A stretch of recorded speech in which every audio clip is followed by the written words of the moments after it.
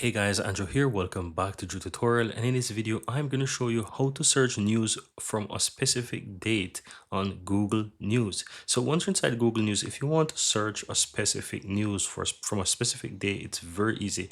So you can either type the topic here or whatever it is. It can be a location, it can be source, it can be whatever topic. So let's say I want to know what happened. So the first thing you want to do is to click the drop down here on the search, and you want to go ahead and switch this from any time to whatever you want. So if you want to do it over the past week, over the past 24/7, or the past 24 hours, or past year, you can easily do that. So you can put whatever time you want. So let's say I want to do it for the past 24 hours, right? I can do that, and here I can simply go ahead and enter the word. So once I do that, as you can see here, it's set.